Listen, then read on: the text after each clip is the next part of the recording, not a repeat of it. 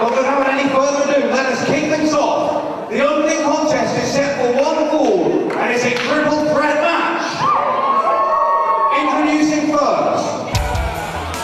Hello everyone and welcome to the Morecambe Dome. I'm Dan Reed alongside. For the first time ever, Dan Reed, the world's #1 wrestling journalist is going to be the world's #1 wrestling commentator. It's Greg, the Truth Lambert. And what a show we've got for you tonight, and we're kicking it off in style with a triple threat match. And it's really in the FWA flyweight division. We're talking about the man who's entering the ring. Well, as soon as we enter in the ring, Jack Storm is going to be taking on Spud and Bubblegum.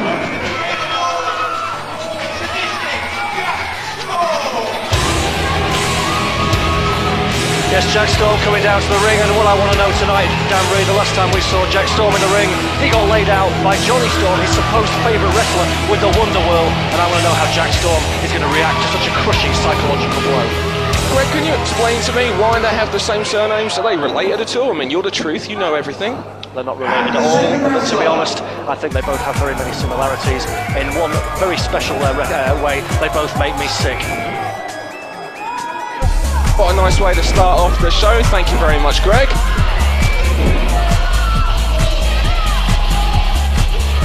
Weighing on the entrance right now.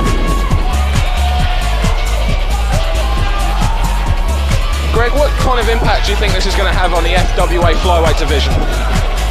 Well, the FWA flyweight division has been around now for the best part of a year. And let me tell you something, whoever wins this match, I predict is going to be the next British flyweight champion. Of course, they're going to get past Ross Jordan, but I think tonight's winner is definitely going to have as good a chance as anyone, Dan Reed.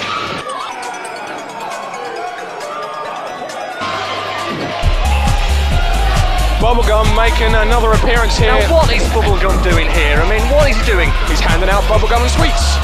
This guy should carry a government health warning, Dan Reed. I mean, what is all that about? Does he not understand how bad sweets are for you, how they can rot your teeth? I mean, there aren't that many dentists around this country as it is.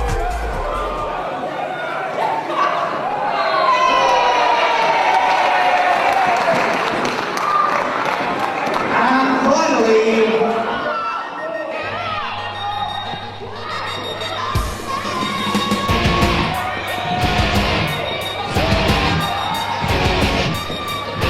soon to be making his appearance right now is Spud.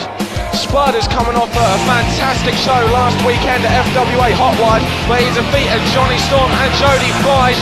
And here is the Pocket Dynamo now. The #1 contender at the British flyweight title, Dan Reed. Absolutely.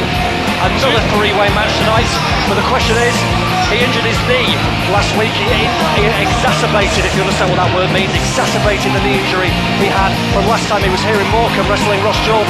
Is he going to be 100% fit for this three-way? That's a good point. He has had no time to rest and recuperate from the injury that he sustained last week as a result of the attack from Ross Jordan. Well, he looks okay, apart from the hair. Of course, I just mentioned Spud is already coming off a victory from last weekend at FWA Hotwire, where he won a triple threat match there, this time against Jody Fleisch and Johnny Storm, two higher profile FWA wrestlers, in fact two higher profile wrestlers in this industry. Obviously this is going to put Spud as the favourite going into this match. Well, you would have thought so, and obviously long-time FWA watchers will know that Spud and Jack Storm know each other very well. Absolutely, they've the battled same neck of here. the woods. They have indeed. Battled here in the Morecambe Dome many times. And Spud won that match the last time they fought in the FWA British Flyweight title tournament first round back in March. That's right, I remember. Great match too, so this should be something special. Well, I mean, Bubblegum, despite the fact that, like I say, he should carry a government health warning for giving out sweets to children, which I do not condone at all, you've got to say the guy can get it done in the ring, a very spectacular high-flying wrestler. I think all three of these are unbelievable. What's interesting is Jack Storm is in a situation that he's really not used to being in, and that is where he is easily the largest man in the ring. Easily. Well, that's right. I mean, this is a flyweight match, but Jack Storm weighs in bang on the flyweight limit. Great way to start off the match. All three men showing what they're made of. Various pinfall attempts there. Interesting as well is all three men are in the ring at the same time. This isn't a case of. Well, those are the rules, Dan Reed. Do you not know the rules of the three-way in the FWA? That is exactly what This is why you're called the truth, isn't it? Well, that's what I'm here for. I'm here to add a little bit of analysis and fill in the gaps where you're concerned. Thank you very much. But it has been known for some triple threat matches, of course, where you'll see two guys in the ring and another guy on the outside to tag. Oh, look at that. Spud takes a nasty knock to the outside there. Ooh, fine clothesline there. That's the power advantage you were talking about, Dan Reed. That's what Jack Storm needs to use if he wants to win this match. Big back body drop there. Bubblegum now, clothesline to the outside. Jack Storm's dominating, he takes a nasty knock into the guardrail. Spud off the ropes, this is where Spud's most dangerous, running those ropes. Catch him with a wheelbarrow, turned into an arm drag once again off the ropes now. Tilt-a-whirl. Flying head scissors there. No reaction to that knee injury yet, Dan Reed. No, absolutely not. To me. But watch out, here comes Bubblegum. Is it a case, I mean, there's no way in a week that he can get over that knee injury so quick. It's a case of he's trying to make it look like there's nothing there, so they immediately, oh, that was nasty, that vicious step up into Guri there on Spud. They're trying to make it so that the Bubblegum and Jack Storm don't see a weakness and go for it. Well, you know, if I was out there managing one of these guys, and Jack Storm or Bubblegum, I'd be telling them, go for the weak spot, go for the knee, work on the injury. I mean, what is the matter with it? That's what they need to do if they want to be victorious. Whoa. Oh, that was an innovative move there. I mean, it was a tilt-a-whirl head scissors that Bubblegum was hit on Jack Storm, but Spud saw an open and then turned it into an ace crusher variation. This is the kind of thing you'll see in the FWA British Flyweight division. You're going to see moves that defy description. That certainly doesn't.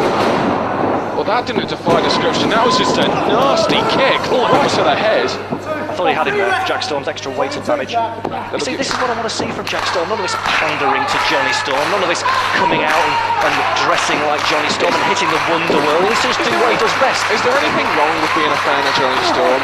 And as someone that's still fairly new to the wrestling industry like Jack Storm is and looking up to them. Listen, Dan Reed, you were almost right with that. There is something wrong with being a fan. Full stop. I don't like him. And anybody who's a fan of another wrestler, personally, it makes me want to. Well, I'm not going to use the word because I don't tend to like to swear, but Jack Storm needs to focus. He needs to focus on winning this match and forgetting about Johnny Storm in my book. So you don't like anybody that are fans of wrestlers? Not at all, no, unless they're a fan of me. Oh, unbelievable! That was, see, Greg, taking a look at what's going on inside the ring. Bubblegum with a Northern Lights suplex, ended up with a basement dropkick on Spud and gets a near fall. I tell you what, Spud was helpless. I mean, if Spud still is Jack Storm hadn't kicked out from that, that would have been it. Spud stirs. Spud now. Oh, he's taking a pounding there, and once again another innovative way. Bubblegum counters up to the second rope. Bubblegum's dangerous here. Can't admit that's a sentence I never thought I'd ever say. I'm surprised you can even string a sentence together half the time, Dan Reed. Jack Storm. Look at this, what's he doing? High flying, a man, one of the biggest guys in the flyweight division, doesn't need to be that high up. He sees an advantage, going for a superplex. There's Spud. Oh! He tilted round, he turned it into a powerbomb with Jack Storm. The momentum finally brought Bubblegum over the top for a superplex as the fans chant FWA because they know this is the only place, Greg the Truth Lambert, where you will see action like this. I don't impress easy, Dan Reed, you know that, but that was impressive. And we are seeing, I think, potentially one of the best three-way matches since the last three-way match we had here in the FWA when Spud wrestled Johnny Storm and Jody Fleisch. Absolutely. Only in the FWA will you see matches of this caliber, night in and night out. Jack Storm with that roaring elbow. Oh, now here we go. He's going to do a fantastic four. He never hits it. He can't do it. Admittedly, he should stick to his own movesets. Oh, interesting. A wheelbarrow bulldog mixed with a rocker dropper like maneuver there. 1, 2. What's interesting here is when Spud's doing moves, he tends to be going after both of them at the same time. It's a combination of if he can eliminate two with those double team moves like we saw with a powerbomb superplex and there with the bulldog rocker dropper combination there, he's got one down while he can make the cover. The other thing is it's taking the impact and effect off his knee because he's getting a chance to rest. And that, my friend, was a somersault plancher from Bubblegum to the outside, out of nowhere. And now the fans are looking at Spud. I think Spud has hurt that knee again, Dan Reed. You know, the truth line, but all. Oh no, we know what this is. This is the double springboard. Spud assault plancher.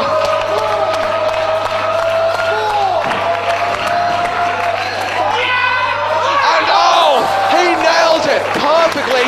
All three men take a nasty knock into the guardrail. However, it is Bubblegum and Jack Storm who take the brunt of that springboard, double springboard, Spud assault plancher. A Spud and what? A Spud assault. Spud and salt. Greg the Truth Lamb, McCauley action. Is this wrestling or, you know, going to the restaurant? What's going on here? Spud throws Bubblegum, who took a brunt of that. He's holding his neck. Well, that was what we were talking about Spud before, gets Dan hit, Reed. he's holding his Taking out neck. both men at once. Those moves are high-risk moves. There is danger in those moves, unlike anything else. And Spud hits them unlike anybody else because he... Oh. Spud reverses. Fantastic two we saw there from Spud. Half a fantastic fall. Over the top, look at it. Unbelievable. Oh, that was a modified Wonderworld there by Bubblegum. Obviously, this Jack Storm obsession is contagious. And that's all. That was a count. That was an interesting move. It was a combination of it was like a pump handle exploder suplex there. Very innovative move from Bubblegum. Once again, pointing out that only in the FWA flyweight division would you see action like this. Can I just what a way to start off. Mission Buster. Dan Reed, you're talking over me. I don't That's like that. because look at the action. A near fall there. Greg, what have you got to say? I was going to say that Spud's got this big ladder match coming up at FWA Gold Rush against Ross Jordan, but if Spud loses this match tonight to either Bubblegum or Jack Storm, surely FWA matchmakers must reconsider and possibly put one of those in the match instead. They'll deserve it. Absolutely, I'm not entirely sure. I believe the contracts have already been signed for that. Watch Spud going up. Unbelievable, right on the back of the neck. That was almost like the P.T. Williams. The P.T. Williams move. The somersault pile driver, you'll know the name of it. Yes, but it was not. It can only destroy it. I know where you're getting it from. It's actually a code quicker than that. But never mind. All three men now after this fantastic match, battling to their feet. Well, Spud comes charging in once again, going after both men. Oh, this time takes both kicks. Double thrust kick. Spud's finished. Shades of the Rockers in the 80s there, if inadvertently. Well, if Spud is the favourite, that's actually quite smart on the part of Bubblegum and Jack Storm. They've taken out the favourite, and they concentrate on fighting it out to decide who wins this match. I'm not quite sure what Bubblegum was going there for, but Jack Storm just used his weight advantage and power. Telegraphed that. Over the top, going for that Hurricane Rana. Blocked. Oh, unbelievable there. That's right, it's the knee, I think. Yeah, that's a page out of Mark Sloan's book. Jack Storm needs his own moveset. Jack Storm doesn't have an original bone in his body, Dan Reed. What about an original move? Well, he's got an opportunity here. He's got Bubblegum down, he's got Spud down, but he's going to go for I'll agree with you on this. I'll agree with you on this one. He has the opportunity here to go for the win, and instead he's going to hit it. He's going to hit it. That was more like a combination. Really the Wonderworld, was it? No, that was Key Crusher. Key Crusher 99 variation there. That's three, and Jack Storm wins. What an upset. Oh, yeah. Hang on a minute. Oh, no. I think the referee's seen Bubblegum's foot on the ropes there, Dan Reed. Bubblegum's foot was on the rope. Yes, indeed. I called it. That's why I'm here. I spotted that. You didn't. That was only a 3 count. I'll give you that. I'll give you. Watch out. It slides on the top. Jack Storm's more concerned. Oh! Missed that drop kick off the top rope. Catches Jack Storm flush in the face. Wait a minute. Oh! That's Spud's DD2. Oh, unbelievable. Satellite DDT from Spud there gets the victory, and Spud continues this amazing display that he has had here in the FWA. 2 triple threat matches on the trot, 2 victories. Well, Bubblegum proving there that at the end of the day, too many sweets are bad for you, as he went down for the 3 count at the hands of Spud. And what did I say about Jack Storm? He had the match won, but he was too busy trying to impress the Wonder Kid.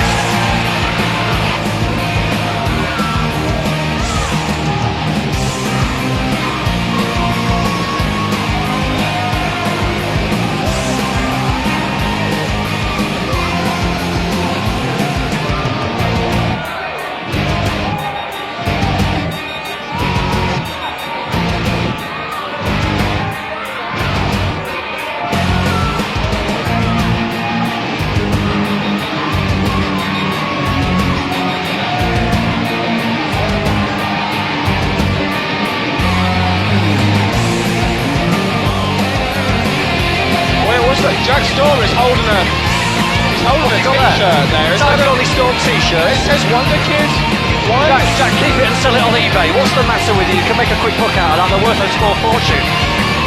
Yeah, but what's Jack? Jack does need to get over this. Jack Storm is a fantastic wrestler in his own right. Why? I don't understand this obsession with Johnny Storm, except for what I said earlier. There's nothing wrong with looking up to a wrestler of the calibre of Johnny Storm. There's only one thing that Johnny Storm has yet to do, and that's win the FWA title. This is it. I mean, the fans are all on his case. I mean, they're saying he's a loser, and that's right. Jack Storm came into the FWA. He won the Open Door Invitational back at New Frontiers. He was a hot prospect. Since then, he's been a person. Johnny Storm, has he won a match, Dunbury? Has he won a match? Well, Lambert. No, he hasn't won a match. He hasn't won a single match. Lambert, I know that entrance music. And I know that entrance music too. Yeah, well. and you know this, guys. Do you know what's happening? I have no idea. Alex Shane, you know, he moves in mysterious ways, as Bono once said. Here's the countdown to the show stealer's appearance. Why on earth is the show stealer here? There's your FWA British Heavyweight Champion right there, Dan Reed. That's who it is, the show stealer. And I think he feels that Jack Storm is trying too hard to steal this show. He may be the British FWA Champion, but that does not give him the right to just come in whenever he wants. I have my papers down here. He is not due until the main event later on tonight. Alex Shane here.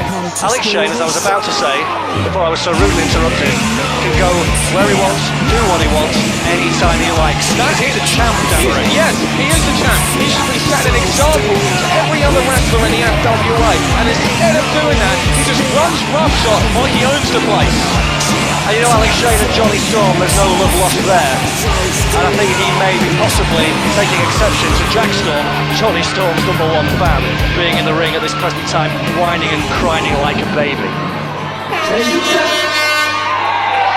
Now, if that fan can continue to do it throughout this entire segment, I may be happy. How disrespectful. Ladies and gentlemen, look! Son, if you don't shut up that horn, I'm going to stick in a place that only your boyfriend's been now. Shut it right now! Now, this is what I don't like. There's no need for this. First things first, never fear, because the show stealer and your British Heavyweight Champion is here. I'm applauding Dan Reed. I'm standing up and applauding. Yeah, last time I saw him, I think I saw him lose though. And something happened, the first match finished, which means it's Alex Shane promo time, baby. And I was watching you bitch and whine and complain about being unfairly mistreated here in the FWA. Well, listen, let me save you some breath and save you some time. If you want to know about being unfairly mistreated, then I'm going to tell you what that's like for real, right here, right now. You see, tonight, shut up when I'm talking. You see, tonight I am in a tag team match where if anybody scores a pin, they get a shot at my belt tomorrow night in Blackpool. I'm against the one that did Johnny Storm. Celebrity Wrestling Zone, Joe Legend. And my tag team partner is the man I do not like and do not trust because he's northern just like you monkeys. Johnny Angel! Do you think you've got it hard? The fact is tonight there are 3 men, yes, the same as you got that, Sunshine. There are 3 men who had the chance and have the chance to walk into Blackpool tomorrow night and get a shot at this. But you see, unlike you and all these northern losers, I never back away from a challenge. You see, all of you people were faced with a challenge at some point in your life, just like I was. You see, shut up, son. Bandanas went out of fashion 30 years ago, so shut your damn mouth. Why don't you do these people a favour and put it over that ugly face of yours? Now the fact of the matter is this. You all had a challenge at one point or another in your life, and that challenge was, do you go like Alex Shane and pursue your dream and do a job you love and enjoy it and make lots of money? Or do you become a low-life scumbag who works for somebody else, stacking shelves, flipping burgers, spending 5 days a week hating your miserable stinking lives, while I drive around in a Porsche and go back to a penthouse flat in Canary Wharf? Well, the fact of the matter is this. You backed away from the challenge of being a somebody, whereas I didn't, because I am the British heavyweight champion, and you can all stick that straight up your northern stinking asses. But now, you wanted to whine, you wanted to complain. These people have proved that they're not worthy of a challenge. I've got a challenge for you, Sunshine. You see, why don't you prove why you should have won that match and kick my ass right here, right now? As much as I'd like to see that, I don't know if Jack should. The phrase rabbit and headlights springs to You mind. see, Jack, still when I look at you, it's like looking into the eyes of all the little kids I used to bully at school, take their lunch money, kick the crap out of them in the bike sheds. The fact is, Jack Storm, you've been bullied and pushed around your whole life by people like me, haven't you? Just like these people. You see, whether it's your boss, whether it's someone at school, whether it's somebody that's the next door neighbour of yours, you know what it's like to be bullied and put in your place, because you're all nobodies. So why don't you stand up for these people and do to me what they want to do to me, and that's kick my ass right now! Come on! Look, what's this? Johnny Storm. Your favourite wrestler's Johnny Storm. See, that's what your problem is, Sunshine. The British champion can stand in front of you, and you're wearing a shirt of a loser like Johnny Storm. Show some guts! Show some guts! Come on! Come on!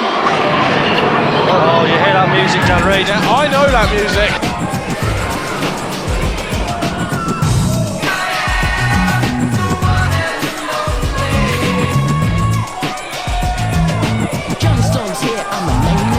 Johnny Storm will come out here, he's going to kick Jack Storm's backside because he's six to the back teeth of him once again. You listen to this.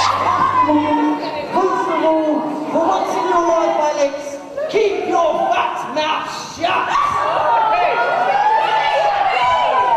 Jack Storm, we do not see eye to eye, but you want to be like Johnny Storm, you better start acting like Johnny Storm. To be Johnny Storm, you have to have respect. You want to know my respect, Jack Storm?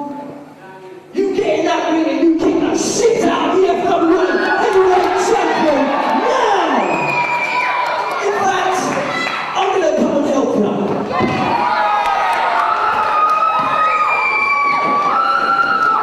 Here comes Johnny Storm and Jack Storm. Wait a minute, Johnny Angel. That's Johnny Angel.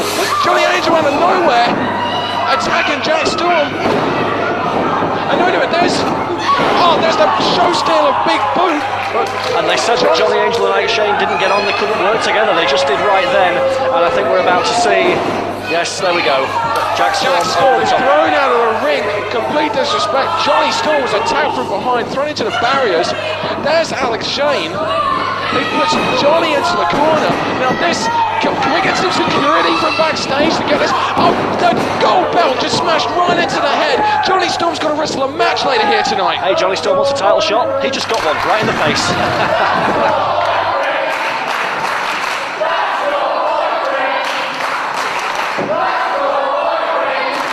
Just because you're jealous, Sunshine, why don't you shut up? Johnny Angel, you know what? We don't see eye to eye, but you've just proven something. You've proven that belt you're standing over is what you really want. Forget about the hatred with me. And by taking out Johnny Storm here tonight, that's one less person in your way. So Johnny Angel, why don't you show him what you've got? Go get that chair and crack his skull right in the front of our main event. No. Go on, do it. That's the best idea. Come on. Honorability leads to losing. He's gonna lose. You want to be just like him. See that belt here? That's what it's all about. Go get that shit, Johnny. Come on. This is unbelievable here. And where's Johnny Jack Storm's Storm going to now? wrestle a match later here tonight. Where's Jack Storm? You know, Jack it's supposed to Storm be- was taken out by Alex Shane Boot when he was jumped from behind by Johnny Angel. Hey, if Johnny Storm's his favourite wrestler, he should be rushing to his aid right now. I He don't see can't any of rush that. to his aid when he's knocked out. Well, we're about to see the end of Johnny Storm here, ladies Johnny and Angel gentlemen. now- Nice knowing him. He was the one and only. Johnny But, Angel not much longer. giving him a chair. No. Oh, wait a minute. Legend, he's not even changed yet, and he's. Wait a minute, he's followed up both Johnny Angel and Alex Shane. Here he doesn't want to take out Alex Shane just yet because he wants to make sure that Alex Shane is in that match later tonight so he can get the pinfall and so he can go on to Blackpool tomorrow night and challenge him for the title. The title that he should have challenged Alex Shane for last weekend, but another one of his usual loopholes got out of. You said you're the show stealer, you said you're the British heavyweight champion, but tonight, Alex Shane, you're my bitch. And quite frankly, he was that last week. Maybe tonight he'll do the same thing. You're very and maybe tomorrow night, yeah, I am. And maybe tomorrow night he'll make it 3 in a row. Lightning never strikes twice, Dan Reid, you should know that. It was a fluke, plain and simple. And by all means, I'm willing to take my size 14 and split a partner, longtime life partner Elton John over here.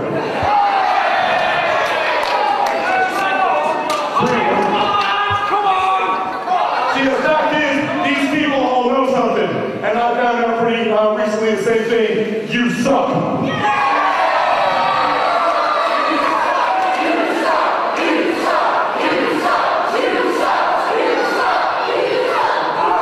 tonight, I got the privilege of teaming with the #1 cruiserweight in the face of God's green earth.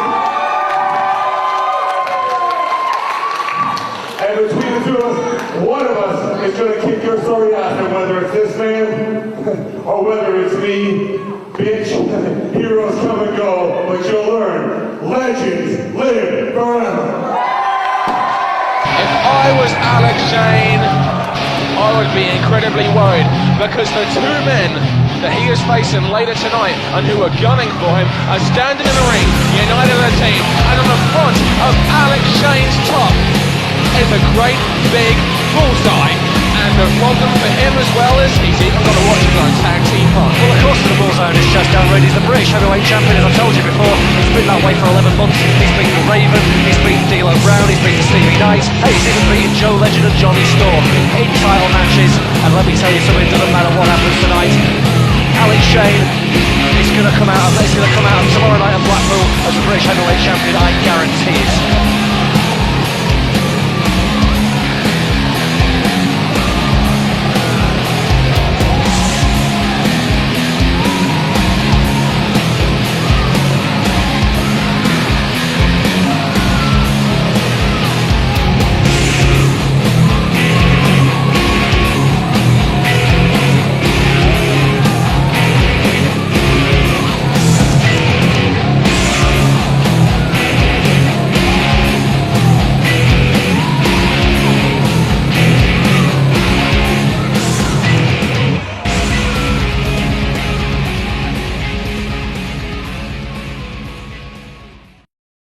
Ladies and gentlemen, the following contest is a singles match set for 1 fall. Introducing first.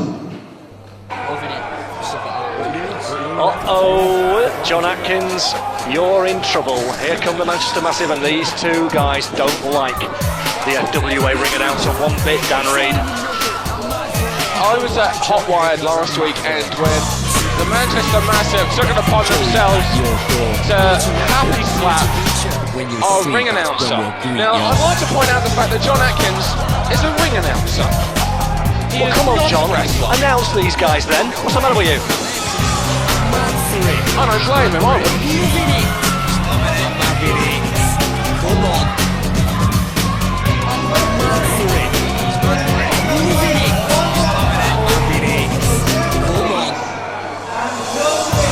Hey, that's uncalled for. It's factually accurate. He's rubbing it in there, Dan Reid. It's He's factually making accurate. fun of the Manchester Massive. I'm not quite sure if I agree with how smart that is, but it is factually accurate, Greg Lambert. They haven't won. They haven't.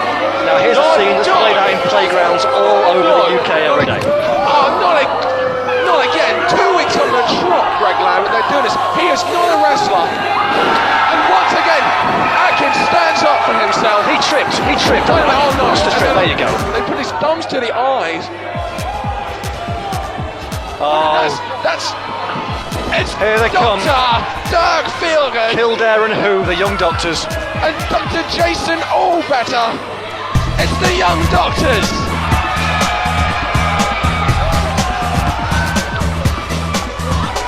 You know, I'm quite disappointed the Doctors came out. I was quite enjoying seeing John Atkins get his backside handed to him Can I there, just Dan point out just how quickly the Manchester Massive decide to retreat once two wrestlers actually turn up? When there's a ring announcer in the ring, sure, let's happy slap the guy, let's have a bit of fun. Not now that the young doctors are here. What do you think this is? Family Fortune? What's the matter with you? It's like watching an episode of Scrubs at the moment. I'll tell you something, last time when the Young Doctors met the Manchester Massive in Morecambe, the Massive had no time to prepare. It was an impromptu match. Tonight, I'm telling you, they came close to beating Darren Burridge. In fact, they did beat Darren Burridge. If it wasn't for that ingrate John Atkins getting the decision reversed into a no contest, they are that close to winning their first match, the Manchester Massive. It's going to happen tonight, Dan Reid. I predict it once again, and my predictions, as you know, are always coming true. Greg Lambert, shush. It's the main event. I am the Mr. who kissed your sister. I heard he kissed your sister too. Your brother. I don't have a sister. With your mother. And I heard of your mother as well. You leave my mother out of it. I'm the altar boy of sexual joy. Ladies, What kind of a doctor is he? maybe this X Factor, but never fear. I got your cheat code time right here. The Feel Good. This guy needs to be struck off. I am a medic, a lover, a real go-getter. I'm a madman of medicine, Dr. Jason He's taking promo lessons from Doug Thurgood. He's still got some way to come, but he's doing good. I think my heart rate's gone through the roof, to be honest. I think somebody needs to get me a doctor after that. That was nauseating. Now let's see what the Manchester Massive make out of this. It's a singles match, singles match. It's Dirk Feelgood against Joey Hayes. Come on, Joey. Well, they had a match in Blackpool, Declan O'Connor versus Jason Allbetter, and again the doctor, the good doctor, looked out and got the victory. So this is like the reverse, if you will, Dan Reid. The other two members of the tag team's going at it. No, I think Chavs are very misunderstood, personally. I hate them. I think all Chavs should be stepped on. Just think of all the great role models that there are, though, who are Chavs in society. I mean, you've got Wayne Rooney. I mean, that guy is a hero to millions, and he's always very well behaved, I feel, on the football field. Yes, he is always very well behaved. Knee to the stomach there, and they're going for the tie-up. Dirk Feelgood over the top. Now, to point out, this is just showing just how good the tag team scene in the FWA is right now. We've got the Young Doctors and the Manchester Massive. They're going at it in singles match at the moment, and two double stomps on their feet there. The New Breed, of course, returned at New Hotline. Breed returned last week at Hotline. There's the champion Sticks and Stone. And Simmons saying that he wants to find a tag team partner and go after those Two track battles Young again. Doctors.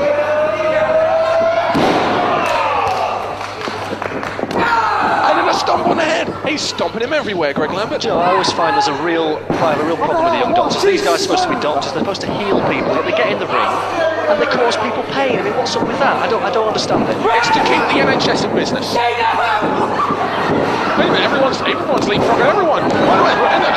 That's an automatic disqualification. Referee Lance Lenihan should disqualify the Doctor right now. Yeah, he's helping him.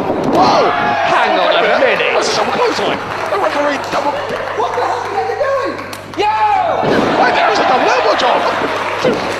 That's the old card. Lance Lenihan is being coerced. Match. He's being coerced into laying his hands on a wrestler. He was duped. He was conned. He was made to look stupid in my book. We got a triple threat match here. This is quite fun. Even the referee wants to kill the chap, even if it is inadvertently.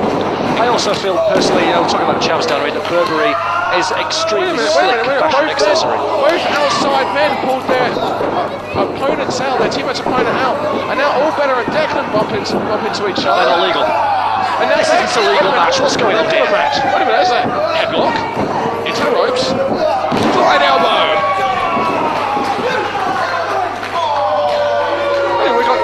The referee needs to get control of this. It's like a double jeopardy match. We've got two matches going on at the same time. Well, that's double, I suppose, your money's worth for the fans here. And, Absolutely. Fans Only are here always in the there. FWA. Joey Hayes with a boot to the midsection of Dirk Feelgood. Going over top of the sunset flip. Dirk moves out of the way. I'll tell you what, Joey Hayes and Declan O'Connor, I blame John Atkins for this. They threw them off their game plan. John Atkins threw them off their game plan by being so insulting when they first came down to the ring. No wonder this is happening. Interesting hip toss there as well, like a body check. Yeah, I got it. And there's a neck breaker there. Dirk Feelgood in complete control. And of course, Dr. Dirk Feelgood, owner of one of the most devastating finishing moves in the FWA, the anaesthetic. Yes, neck breaker you ever had an variation into anaesthetic, the Danry? DDT. Not his variation, thank goodness, but I'm sure it would put me out even quicker. It's just you often seem a little sleepy, if you don't mind me saying. I don't get much sleep, it's a tiring job. And now what We should stay off those internet sites. a series of fists now. He's just choking him out. This is the only way that Manchester Massive could take control here, just by simply cheating. Well, I think Dr. Dirk Feelgood's going to be the one leading first aid after this match, because Joey Hayes, a beautiful snapmare, he's in control. This is what you need to do, slow the pace down and take your eyes down. The elbow there into the base of the spine of Dirk Feelgood, and now Dirk Feelgood on the receiving end of the punishment. The roles have changed. Dirk's going to have to get serious now. Oh, and it seems like he is getting serious. Dirk's still in this. Does Dr. Feelgood have a manager's licence, by the way? I know Declan O'Connor obviously does, I've seen it, but I mean, look at the guy. The guy couldn't even get his medical smock on last time he was here. He's an idiot. Manager's licence, and what Declan is now chasing John Atkins for some reason. What is their obsession with our ring announcer? Well, it all started back in Morecambe when they took exception basically to John Atkins hosting the Morecambe raffle. The Manchester Massive came out and attacked him, and Stevie Knight made the save, and there's been problems between them ever since. Did you pay for the Stevie Knight retirement fund, by the way, Dan Reid? I took great pleasure in doing so. I'm not even going to comment on that. Joey Matthews walking around. He should be making the most of Joey it. Joey Hayes, Dan Reid. Oh, what a second. You're not Michael Cole, don't pretend to be. Dirk reversed into the Hayes catches a glancing blow there. It was the trail kick, actually caught him into the stomach there. A running shoulder tackle takes him down off the ropes. Joey Hayes tries to leapfrog over him, but he catches a reverse elbow. Catches a 2 count there. Again, only a glancing blow. I think my prediction's going to come true, Dan Reid, because Joey Hayes is well on top. He's dominating the action. No, he's got a 5 count there, Lance Levis. No problem breaking the rules. As long as you're aware of that 5 count, you've got to break before that. Point out though, he's so obsessed with this whole thing with John Atkins and pandering to the crowd that some of his offense has actually been rather weak, like he's toying with him.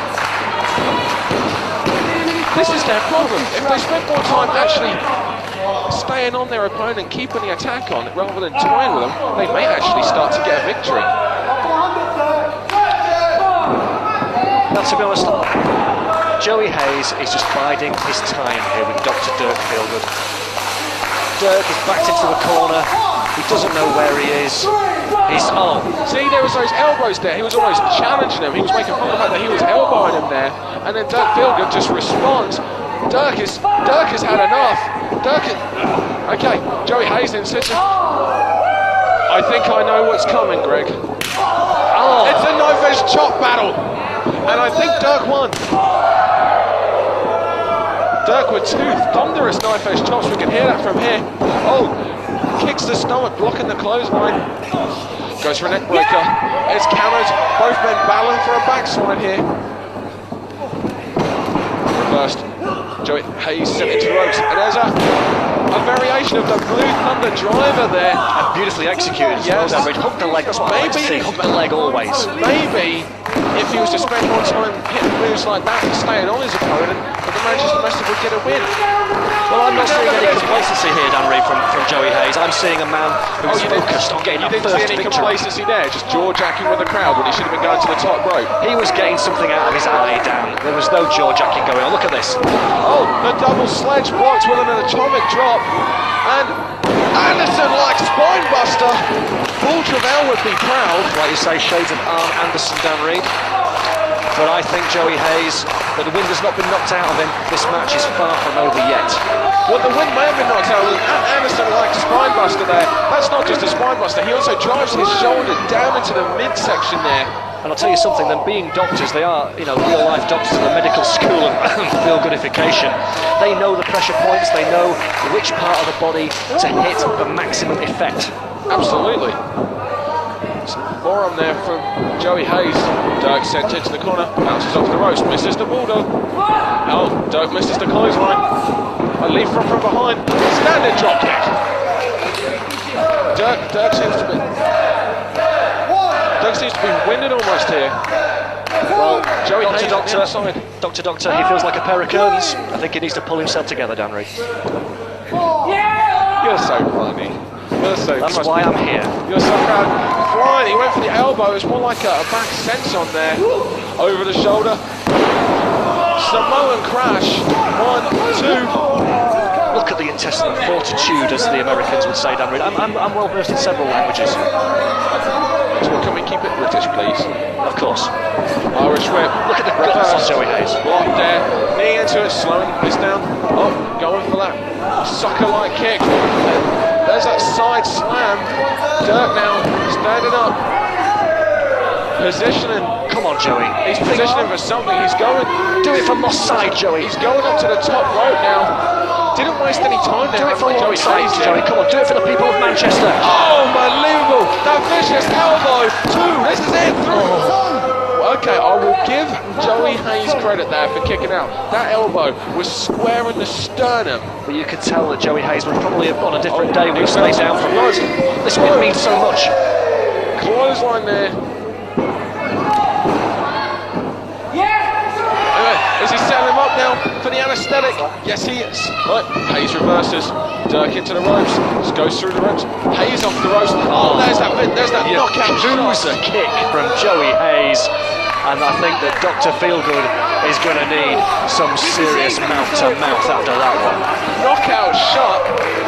Well, he's taken a long time to cover it. 2. Long enough that Dirk could get the shoulder up. There wasn't a kick out as such. It was just natural instinct there to roll the shoulder. This is a great match, Dan Reed. I tell you, Dirk Feelgood is putting on a hell of a show, but I know the Manchester Massive want to win this so desperately, and I think Joey Hayes is going in for the kill right now. We started off with Dirk Feelgood trying to have some fun and games. It quickly got serious. And if Dirk, both men battling for a suplex here. Wait a minute. Chancery there. The anaesthetic again. Oh, there's Anita. There's the reverse leg breaker DDT anaesthetic. The anaesthetic. That is it. That will put you out. You will feel no more pain when you are unconscious. 1, Joey, get your foot on the ropes, kick out anything. Wait a minute, Declan O'Connor pointing out to the referee. There's a problem with the crowd barrier. There you go. No, Declan O'Connor jumped Jason Allbetter there. I told you those crowd barriers were bendy, Dan Reed. I told you earlier today there's something wrong with them. And look, Jason Allbetter on the floor also pointing out the problem with the crowd barrier. Wait a minute, he spears him. No, they're not going to get that first win like this. Well, this is the only way, in my opinion, that they're ever going to beat Dirk Feelgood now.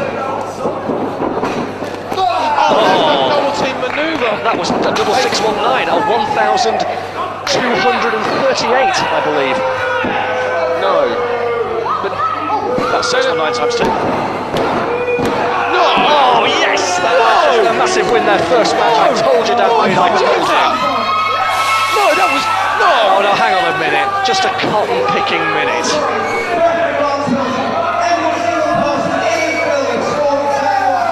Yeah, I saw it. I didn't see anything.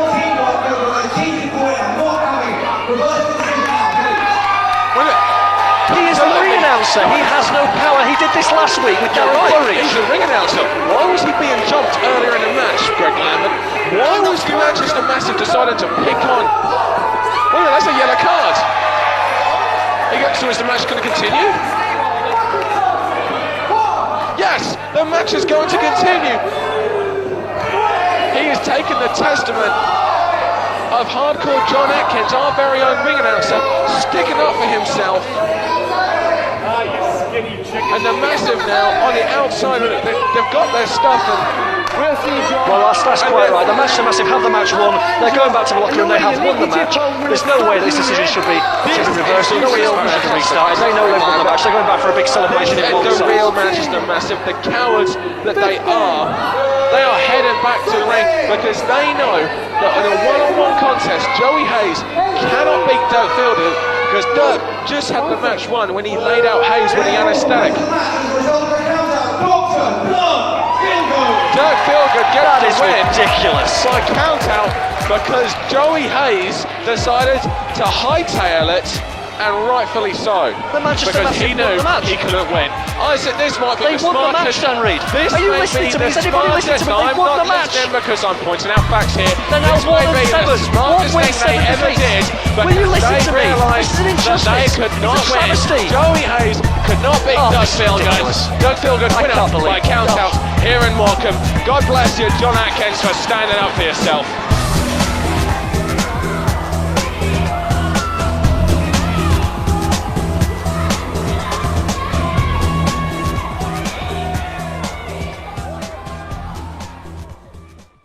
Ladies and gentlemen, the following contest is a special challenge match. Introducing first.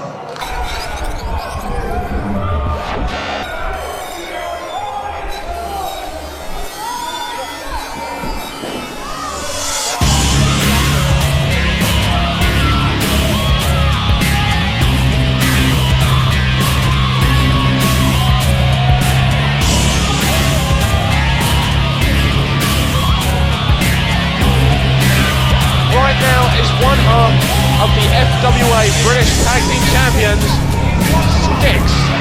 Now, do you know something, Dan Reed? I don't always see eye to eye with the twisted genius Dean Ias, but I personally feel it was very unfair of the FWA banning Dean Ias from the north of England this evening, and he then gave Martin Stone the night off, meaning that Styx has to wrestle by himself. What was the thought if Dean Ayas given Martin Stone the night off? Because that's not Mike the Twisted Genius. He is always for the 2-on-1 advantage.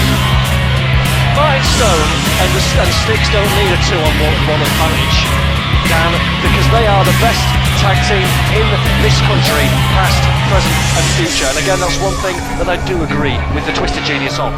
I'll agree with you, they don't need each other at ringside to win a singles match. They are both incredibly mean men, and to be honest, I find it rather uncomfortable even talking about it, because I know they would have no problems jumping me and beating the living hell out of me if they hear me say something that they don't agree with. And they certainly would, but I want to just be quiet for a damn because I want to see who Styx's opponent is this evening. He's laid out an open challenge, and I don't know. I've been trying to find out, I've been backstage trying to get the scoop, as I do as the world's #1 wrestling journalist, and even I don't know who his opponent is. You're not very good then, are you? Well, he wouldn't tell me. I asked him. What, does Styx know? Obviously not. His opponent, Don't try and test me, don't making his return Don't try and fool the one who stole the mine. from County of the Island, weighing 233 pounds. It can't be. Eamon O'Neill. Yes! What a wonderful return to the FWA Now- this will be. Eamon O'Neill. And Styx knows the history. Do you know the history that between Styx and Eamon O'Neill? They've been fought so many times over the FWA Academy heavyweight title. And Styx is not happy. Eamon O'Neill making his return to the FWA, and look at the shape that O'Neill is in. We've not seen Eamon O'Neill since, I believe, Crunch 2004, when he defeated James Tighe. So, I mean, this guy can go in the ring with James Tighe, one of the top stars in the FWA, if I do say so myself now. It wasn't up yet. In the meantime, since then, O'Neill has been back in Ireland. He's been back in the FWA Academy. He is preparing himself to make this his return to the FWA, and look at the shape he is in. It seems like he knew what he was doing when he was taking this short vacation, if you will. Well, Dan, I will give you that. The man is put together, as they say, but there is being in shape, and then there is ring shape. And the guy's been out of the ring in the FWA for 18 months, whereas Styx has been fighting alongside Stone. They've been taking on the New Breed, they've been taking on Hampton Court, Aviv Mayan and Bubblegum. They've fought all the best competition in the FWA, and I think there is no substitute for activity, if you know what I mean. There is indeed a history between these two, as you alluded on earlier, Greg.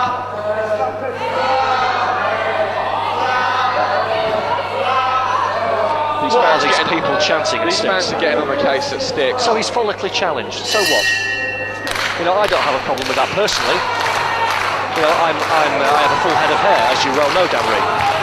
But why point out the man's shortcomings? I think it's just quite rude. Straight away there, Sticks showing no respect, but Eamon O'Neill, the wrestler he is, takes the head. Sticks goes down.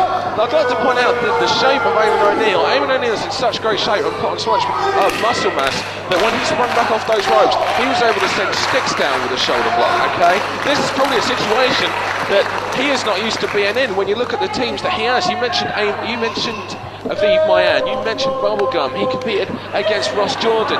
He's not used to being in a position against a guy the size of Eamon O'Neill. That's a very good point, Dan Reed, which is exactly the reason why I was about to make it. Eamon Strahan, as he used to be known, now known as Eamon O'Neill. That's going to take some getting used to, but he is very much on the same physical sort of level as Sticks. His middle name was Strahan, I believe, and he just took that out. Aha. Thanks for telling me. I knew that, of course I knew that. You knew that, then? Just testing it. Yes. Eamon O'Neill. He's got a tight headlock on there. Sticks trying to outpower it, turn it into a top wrist lock. Eamon's actually, he lost the grip there, but he was able to recoup and actually bring Sticks back down. He now turns it. Do you want me to tell you why this is going to be such a great match? Nice move there. Farmer's carry, he rolls over and he hooks the leg. All the body weight was over.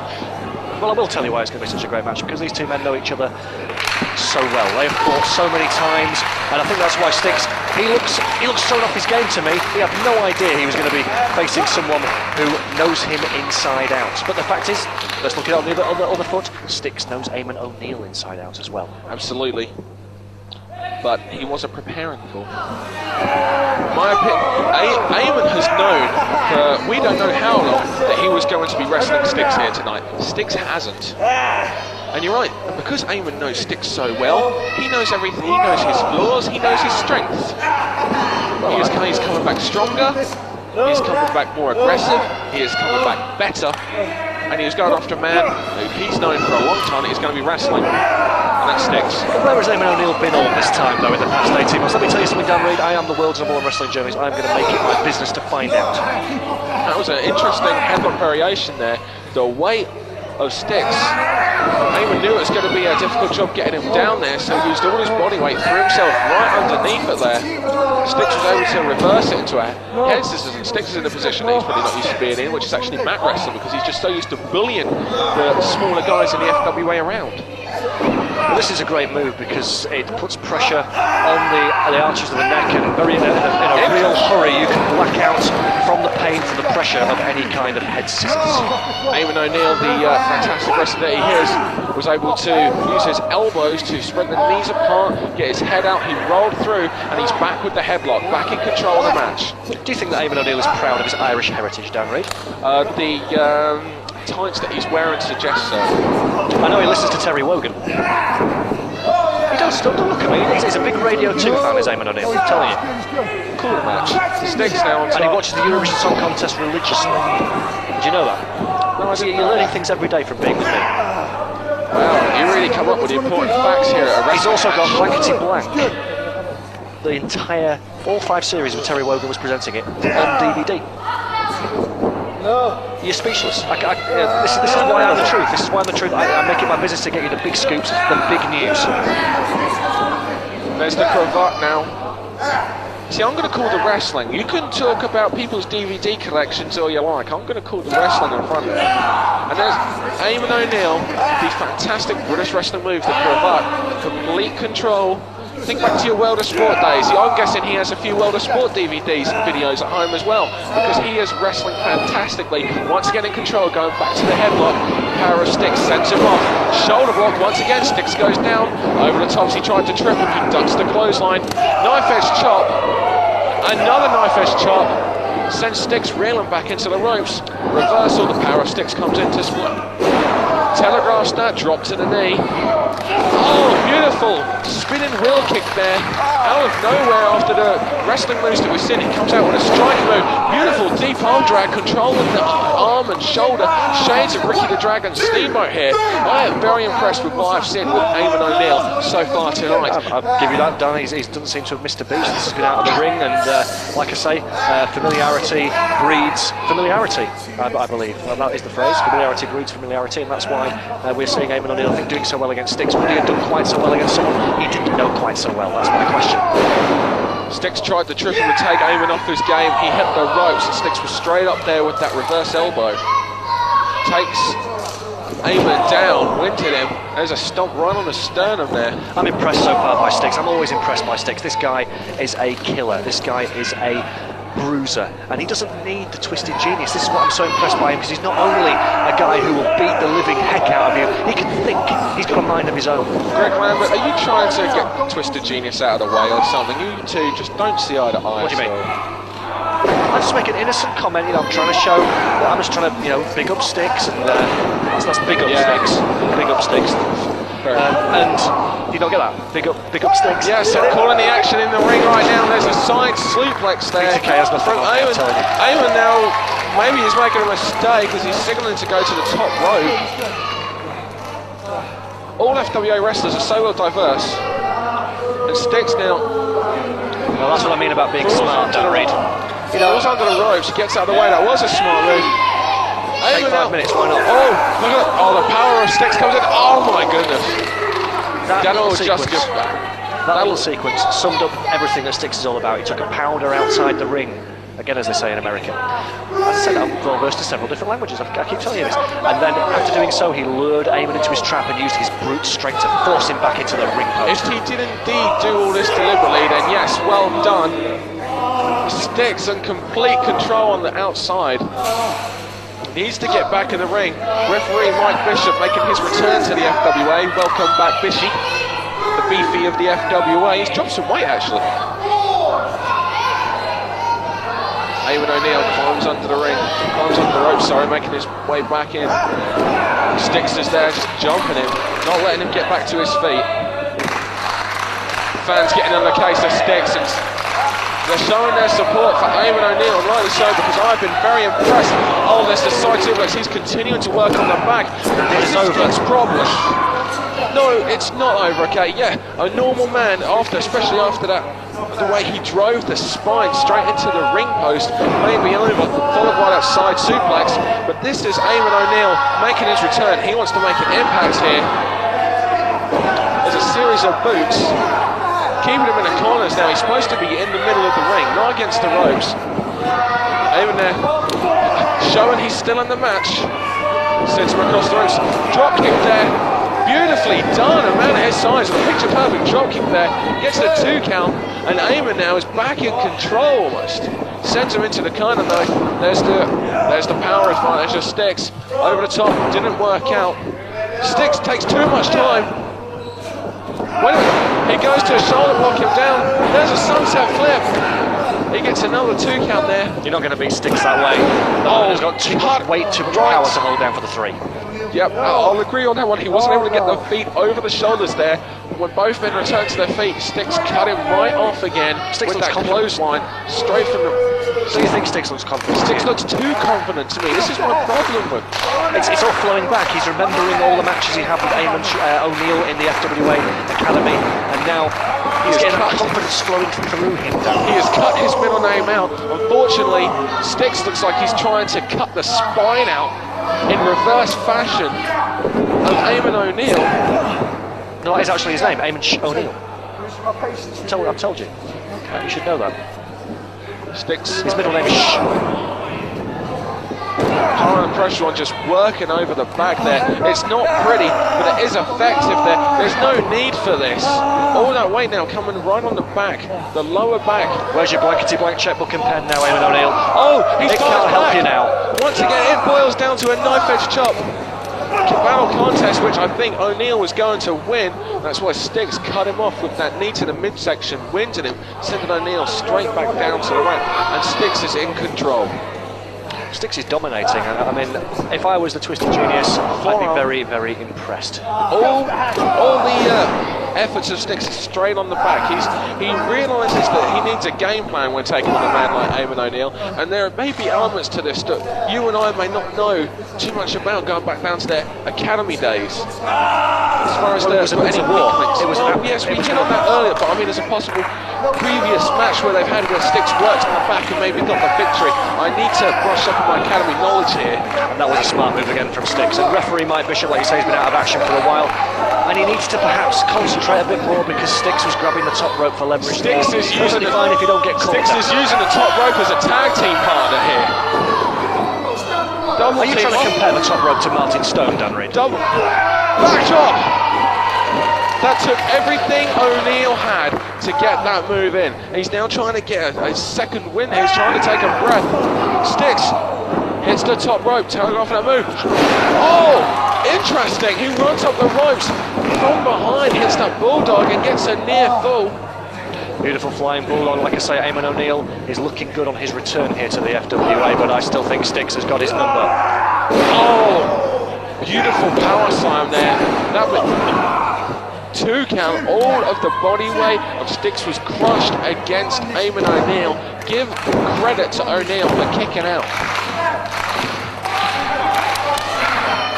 These fans getting behind O'Neill there, and rightfully so. Styx now keeps the pressure on. Oh, come on, there's he's using a boot against the side of the 5 count, Dan Reid. That's what you've got to always remember. Do you know why there's a 5 count?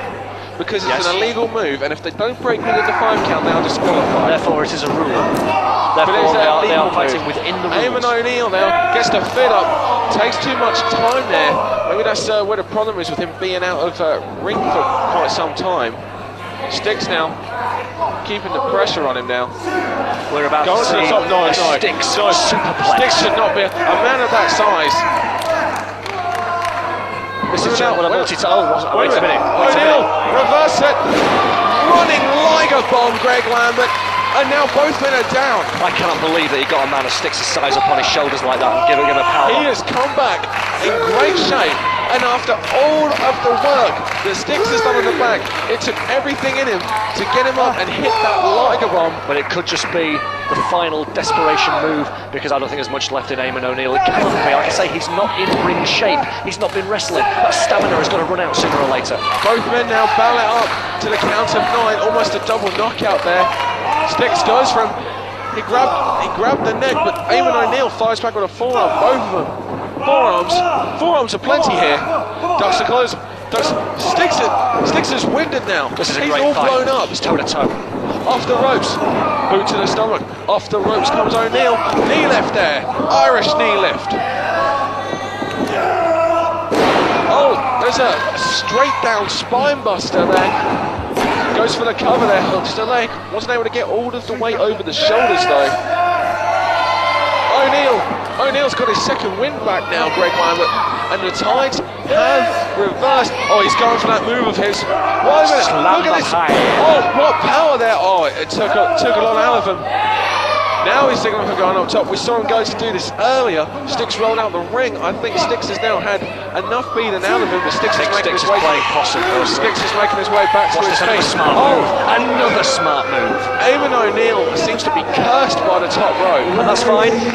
Yellow card does not get you disqualified. He might as well use up his yellow card. He needed it because he was in trouble. Styx now going up, and there's a knife-edge chop. We're going to see that Styx superplex. He nearly got it last time. He's got to be careful here. He does have to be careful here because if he gets another yellow card, that is it. And there's a that was interesting. He hooked the leg there. It was a combination fisherman buster move as well. Stick the fork, the knife, the entire cutlery set in Eamon O'Neill. No, it's not. No, it's not. Irish pride, Greg Lambert. He's invoking the spirit of Wogan right now. I've never seen anything quite like it. Invoking the spirit of Wogan. Lambert runs in, Styx, catches the foot. No, great wrestling move there. European uppercut. Oh, reverse cross body block. Oh, I thought he got all that weight, came down on top of him. I've got to give credit where it's due. Eamon O'Neill has shown us everything tonight. He's shown us power, he's shown us agility. But has he got the endurance? That's what I'm wondering. He's showing it to me right now because after everything that he took, the ring post to the back, the side slam, the constant working of the spine, he is showing it. Whoa! He got that shining wizard in the corner there. And that gave Styx the miscalculation, gave Styx the chance to hit the big. Oh, he got the shoulder up! He kicked out of the black hole slam! I cannot believe what I'm seeing. I cannot believe that. I can't believe what I'm seeing either. Stickability against I have Styx. seen him defeat our very own FWA flyweight champion, Ross Jordan, with that move. I can't believe it was when he slipped with that shining wizard in the corner. Styx was able to hit that black hole slam out of nowhere, and now setting him up on his shoulders.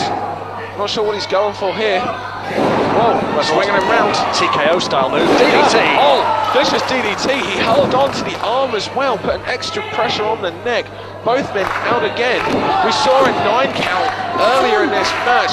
Maybe this time they won't be up. No, O'Neill is very much in charge. He's gone back to the top rope. Maybe third time's a lucky Irish charm. O'Neill on top rope. Styx is out. Styx was knocked out. Oh No, there's still some life left in the Styx yet. 3 times he's been to the top rope. That's what I'm I saying. think he needs to give up with this and stick with what's worked here, which is classic British wrestling. This has been a Irishman. tremendous match, I have to say. This has been a great match. Both men have shown me something here. Oh, he's working on that back again. Maybe a Canadian back This break is the here. Styx bomb. Oh, He's going to go for the Styx bomb again. No, DDT perhaps. victory roll. Yes, he gets Wait a it. minute. Wait a minute. He got it. I don't believe it. I don't believe it. Eamon O'Neill with a successful return. His return debut gets the victory. Our body business into a victory roll. 6 shoulders were down on the mat and he just defeated one half of the FWA Tag Team Champions. Dan Reed, I don't often do this. I'm going to give Eamon O'Neill credit. I question whether he was in ring shape. I question whether he had the stamina to win a match against a man like Styx.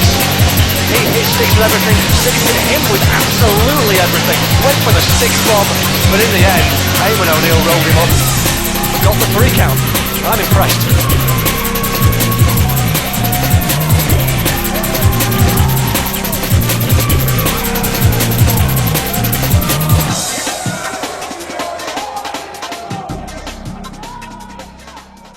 Before that, we have a special match brought to you by the FWA Training School from right here in the north of England, FWA Future Shock. Introducing first,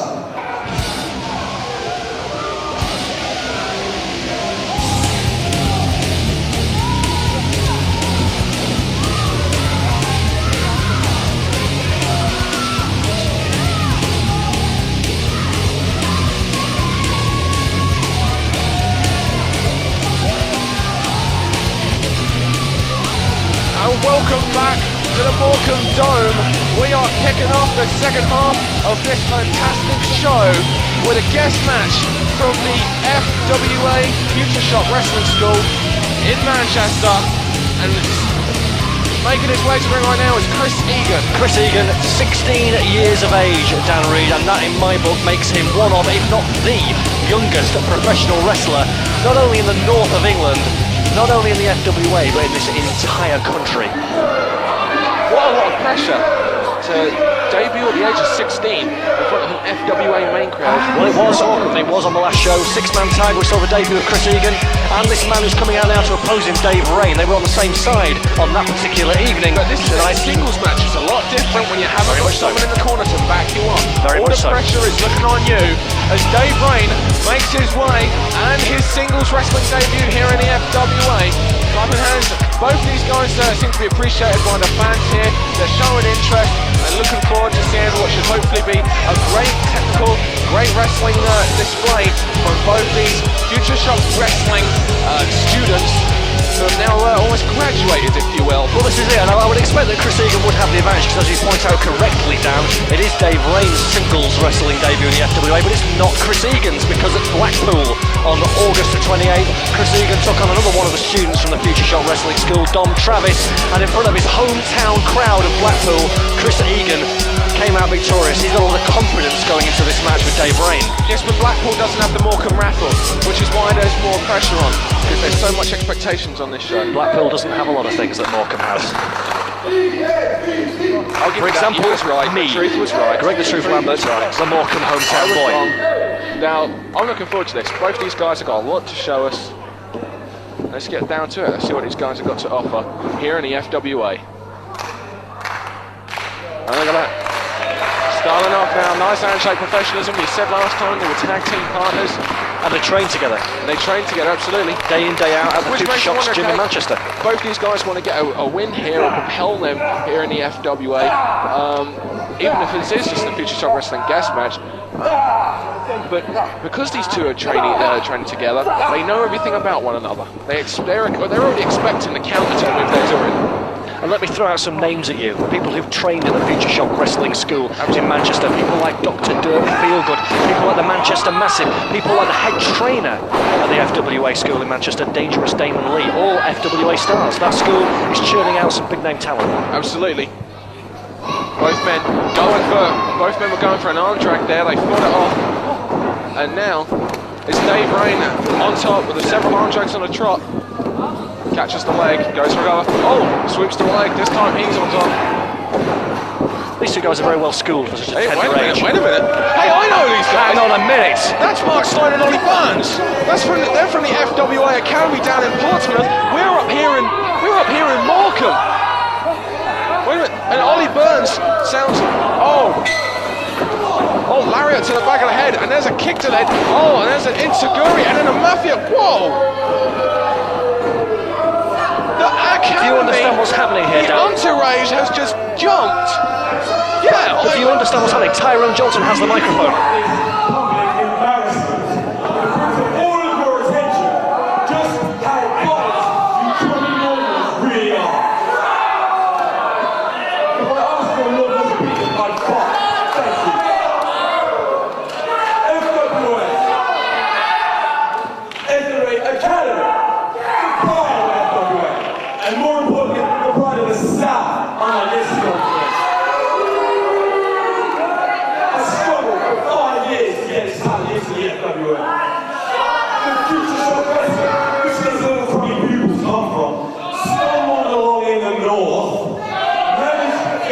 After 5 minutes of being in the North, you get a match in this ring.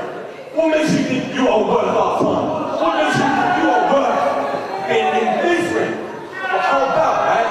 How about you do something different? I like the rest of these Northerners. And Northerner is some knackers.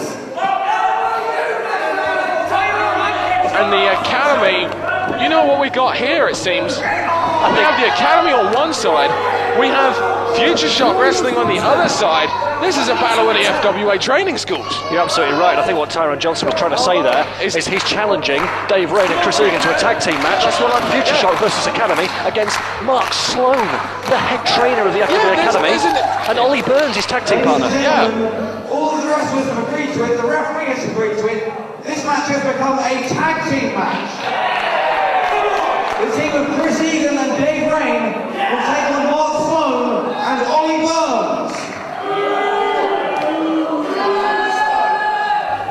This is certainly something. Well, this is something that's been bubbling under the surface. I know all about this story, Dan. I've been following and tracking the story for the best part of 2 years. The FWA Academy, Mark Sloan, is the founding father of the FWA. The FWA came out of the FWA Academy. Mark Sloan has worked. He has given his blood, sweat and tears to build the FWA Academy into the most respected training school in the country and the FWA. And then along, a couple of years ago, comes the FWA Future Shock Northern Training School in Manchester. They get on all these shows up north, and what happens to Mark Sloan? Okay, he's still getting a few matches, but what about his students? What about Ollie Burns? What about Tyrone Johnson? They're not getting the opportunities they deserve, and he has been furious about it. And by the looks of things, the specialist and his entourage have taken matters into their own hands. This isn't really a matter of FWA Academy vs Futures Up Wrestling in a fair contest, because I'd like to point out that Mark Sloan is on the FWA Academy side, and he is indeed the head trainer. Now, I'd also like to point out another name that Mark Sloan, I'm going to point out several names that Mark Sloan has taught. How about Raj Ghosh? How about James Ty? How about Paul Burchill? Exactly. All these people that Mark Sloan has trained. This is not the students be students thing. This is the trainer and one of his star students now. That's exactly. Two students of Futures Up Wrestling. The advantage is in the corner of the academy. Don't let me speak. I'm about to talk sense and the truth, as I always do. You just pointed out exactly what I'm going on about. That is why the FWA Academy is superior. Like you say, James Ty, Raj Ghosh, Paul Burchill. They have trained some of the cream, some of the top athletes in the FWA. Mark Sloan has trained these people, and he has trained Ollie Burns. And if Mark Sloan has trained Ollie Burns, and you can bet that he's going to be just as good as all of them, and he's going to show Dave Rain and Chris Egan exactly what he's all about. Ollie Burns, there was some nice technical wrestling, which is the real strength out of the academy. You look at the names I just mentioned there, all three of them well versed in technical wrestling, especially James Ty. Mark Sloan is an amazing technical wrestler as well. And look at the followers, look at the entourage. They hang on Mark Sloan's every word. They are there for him, giving him support as they always And do. the mouthpiece of the academy, Tyrone, cheering on. Sloan now. Well, I think what Tyrone had to say made a lot of sense. You know, at the end of the day, this is more than just Academy versus Future Shock School. This is about the North versus the South. And to be honest, you know, I am from the North. I don't particularly like living there, to be honest. So, I'm with the Southerners on this one. Oh, that was a vicious knee there. Nearly. Oh. Dave Rain looks winded. Oh, what's this? Double suplex? You're going to see some innovative moves where the specialists in the ring, Double that's for sure. suplex. Wait a minute. There's Chris Egan. Pulls him out. Double hangman's neck breaker almost there. Both men run in. Double shot. Oh, Sloan, however, catches an enziguri. Oh, double elbow. Double back chop off the ropes. Oh my goodness. These guys are... Describe that move, Dan Reed. It was a You can't. clothesline It's side indescribable. suplex move, but it's a snap side suplex as well. That was interesting. You know, the FWA Academy is like a dojo, and Mark Sloan is like a sensei. I would like to say that Ollie Burns and Mark Sloan are more used to teaming up than Egan and Reigns. Egan and Rain, absolutely. But let me tell you something. You are seeing everything that is good about the FWA Academy. You are seeing what Mark Sloan preaches to his students every day. You are seeing discipline. You are seeing ruthlessness. You are seeing how they cut the ring off and they show tag team wrestling at its very best. And this is the problem that Egan and Rain are going to have, because they're not a tag team now. They were about to wrestle a singles match against each other. They don't have the same cohesiveness. They don't train together as a tag team like Sloan and Burns do. Side backbreaker we just saw from Mark Sloan. After that amazing clothesline, snap side suplex there. He's working on the neck and the spine. Legal tag of Rain. Series of knee drops here. Egan trying to get into the ring there. Mike Bishop's overwinning. This allows Ollie Burns and Mark Sloan, the academy, to double team here. These guys are they're like tag team specialists, quite frankly. They're showing me something that I haven't seen from many tag teams. But the last time I saw this kind of teamwork, it was a team by the name of the New Breed, and we all know what kind of success they achieved in the FWA. We're seeing at the moment what's called as Dave Rain. I'd say that we're seeing his bubble getting well and truly burst here, Dan Reed. I think Dave Rain and Chris Egan came here tonight expected to have a singles match, and what we're seeing instead is the Academy striking back and reclaiming its territory as the #1 school in the FWA. Oh, Oh, sunset flip there. Mark Sloan telegraphed it. Unusual for him. He got the legs over the. What's this that was chant? close. Have you heard this chant that they so disrespectfully, I'm saying, Dan, chant at the specialist? Speed Yeah, well, up. it's What's all that about? Well, it's almost like it's enraging Mark Sloan, who then dropped a knee on the shoulders, neck, and back the area there of Dave Brain. Mark Sloan does not get enraged. He is impassive. He concentrates Oh on my fishing out the goodness, pain. that was a vicious flying knee there, straight to the chin. Ollie Burns now gets tagged in, setting up, knife edge chop. Notice how they're keeping Dave Brain in their corner. They are acting, like I said, like tag team specialists, making quick tags, keeping them in the corner. And now they're taking Reigns to the, they're taking the air right out of him, all the pressure now. And one more point now. Really impressed here. One more point you were saying earlier in the show about the revitalisation of the tag team scene here in the FWA. Yes, I was about to come to that. Team Future Shock and Team Academy be welcome additions to that tag team scene. I would love to see more of Team Academy based on what they've done, as long as they change their attitude. Wait, there's a tag! And Egan is in! Ducks the clothesline!